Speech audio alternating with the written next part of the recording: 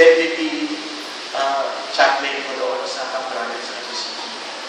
Nagkaroon ko ng malaking event ko ay may mga pastor ko bibigyan ng paraan. Hindi ko po expect na yung araw na yun ay hindi ko po masabi kung ano yung dahilan. Basta sabi lang sa akin, ako'y nagpe-pray, hindi ko Panginoon, ako'y pupunta roon, ako'y maglilingkod. Sabi sa akin ng Panginoon, sabi na in-impress ka sa akin po, anak, suot yung pinakamagandang ng damit. Eh ngayon po, suot yung aking pinakamagandang damit. Narinig ako kanina, pang-congressman na ito eh. Wala po akong more barrel. Sabi ko, Panginoon, sige, pupunta ako na ba? Gagawin ko. Eh, pupunta ka lang doon. Ano na ba nagulat sila? Kasi all 250 pastor na nandun ni President. Ako nakita ng general. Sabi ng general, sino yung pastor na yun? Wapo eh. Totoo naman. Sabi, yun. Mukha siya na yaman. So, makasama kami Catholic doon eh, yung obispo. Kasi doon sa krami, hindi ka pwedeng mag-minister unless obispo ka. So ako po yung na-ordain. Ako yung youngest na na-ordain na bishop dito sa Cavite. Last 2009. Kasi nag-chaplain ko ako. Habang ko po yung Region 3, Pampanga, yung chaplain ako sa mga nakakulong, mga preso. Ganun din sa PNP, sa kami. So ako po yung na-ordain. So nung tinawag po ako doon, nagulat ako sabi ngayon. Yung pinakagwapo at pinakamagandang suot. Ano na nakakabilig doon, hindi ko pa kaya nakalagay sa laki. So nung tinawag ako doon, so, live ko sa Channel 4 at Channel 5 eh. Gawa naman ng mga picture. Umapit sa akin ng mga obispo, halos mag-bless po sa akin. Yung mga obispong pari ba? Kaya nung ako po'y kinukuha ng picture, pinagpak ko yung pangalan. Daming picture na ito, kanina. Ito na ito. Alam mo, nakakita ko doon ganito. Yung karangalan ng anak ng tao, tama mali. Ang karangalan ng Diyos maglingkod ka sa kanya. Marami tayo naghahanap ng palakpak, parangal. Sa Diyos ko, hindi po yung parangal. Lahat na naparangalan sa lupa. Ang nais ng parangal ng Diyos maglingkod ka sa kanya. Ngayon, bilip ako, sabi ko, 111 years.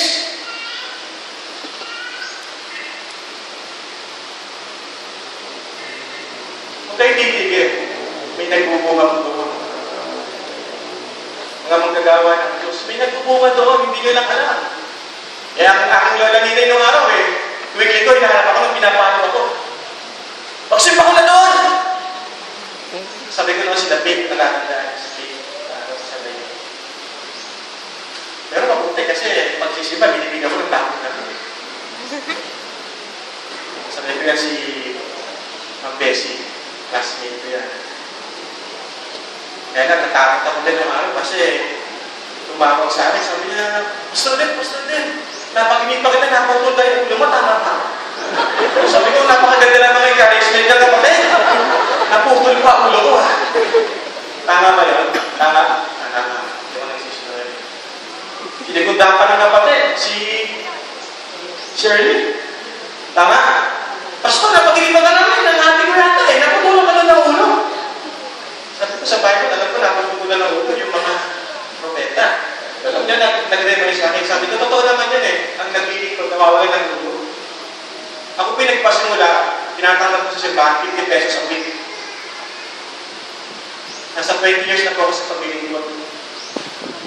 50 pesos a week, dahil ang misis ko, nasa silent mode dami eh. Dumating sa silent mode, dumating sa vibration mode. Ngayon, loud mode na siya. Sabi niya, swerte ko, pinakasalan kong pastor na yun. Totoo po yun. Totoo po yun. Walang biro po. Kung meron lang pinakamapalad, pinabiling ko sa Diyos. Mga kabataan, pinabiling ko. There's one thing about this life. Kung meron lang pinakamataas na kurso, karir, ang paglingkuran ng Diyos.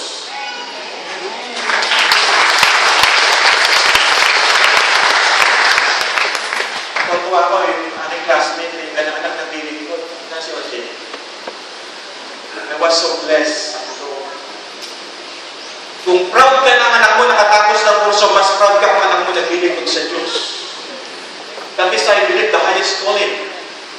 pinakamataas na ang Diyos ang iyong pagkinggan. Chapter 18, it contains promotion. Narinig ni Jethro na si Moses ay ginawa ng mabuti ng Diyos. Mga kapatid, tayo dito sa ating lugar, sa ating simbahan, ginagawa ba tayo ng mabuti ng ating Panginoon? Amen? Amen. Walang sino bang lalabas sa simbahan ito magsasabing ang Diyos ay hindi naging mabuti sa kanila. Pero ang tanong, paano nyo dinagantihan? Paano nyo ginagawa? Yung church service lang, lagi kami. Wala po mong kausap. Sabi ko, praise the Lord. May praise and worship na kami ngayon. 20 years ago, kami ko. Nandun ako, natutulog sa likod. Buhay na po yung dugo ko. My heart was so blessed. Because I believe sa lugar na itong pinapromote tayo ng Panginoon. Amen! Can we say amen? Amen! Sabi natin sa Osing, darasan mo balik. Sabi ko natin sa Osing, malayo masyado. Isang damadala ko na. Pero nung nakita ko po ang mukha ng mga kapatid na nagpatuloy, at Osing, Mami Miriam, hindi mapabayaran ng salapian ng mga pagbilikod na ginagawa niya. Patuloy po kayo. May nagbubunga. Yung mga taong na-bless, na pagpala, sa pagkat nagpatuloy kayo sa inyo. Punta na tayo ngayon. Introduction lang yun, ha? Punta tayo. Ito lang ang word. Remember what I've done with you in Egypt. Mga kapatid, kung paano mas lalawak ng church, lagi na malalahanin ang Diyos ay nagbigay ng buhay sa iyo. Dati kang nasa Egypto, dati ang gulo-gulo ng buhay mo. Pero nakasumpong ko sa Panginoon, binago niya ang buhay mo. Dapat maging proud ka doon. Naging lakas niyo ninyo yun. Sabi niya kami sa akin, Pastor, naalala mo ba ako? Sabi ko, hindi kita malilimutan. Bakit? Yung puntoy ko, tumanggap sa Panginoon yan eh. Ako ginamit. Diyan kami sa bahay ni Reverend Chicha. Nakita ko siya, sabi niya, Pastor, pagkatapos sa naman ng daigdig. Sabi ko, sana marami pang puntoy. Tumanggap. Nung time niya, sabi niya, gusto mong tanggapin? Nakita ko naging active siya dito. Ako ay isa sa mga naging pinakabigay. Sa pagkakataon ko niya tunay na siya yung pinakamabait na pili.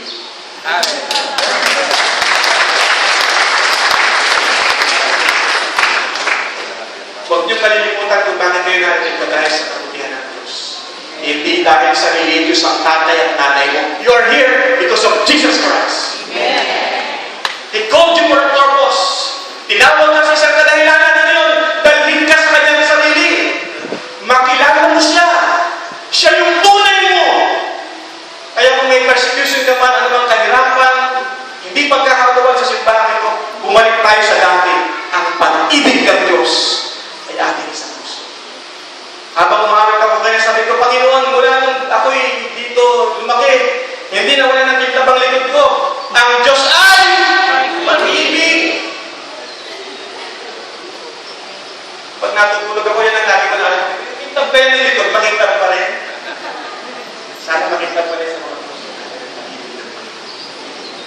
Remember how I carried you.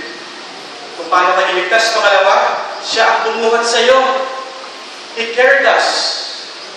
Your victory resides on God's hand. Ang tagumpay mo, anak mo, pamilya mo, ay nasa kamay ng Diyos. Amazing grace. Kanya dante. He broke the chain. From a bitter life, a wicked life, He brought us to Himself. Yung iba pa rin, pag ginugunan ka na business na life, hindi mo mag-business na life. Kapatid, you are more than. Hindi ka lang anak. Niyakap ka ng Panginoon. He carried us. May mga tao kung may problema sa pamilya, hindi mo yan kaya. Kulang ang isip mo, ilagay mo sa kamay ng Diyos.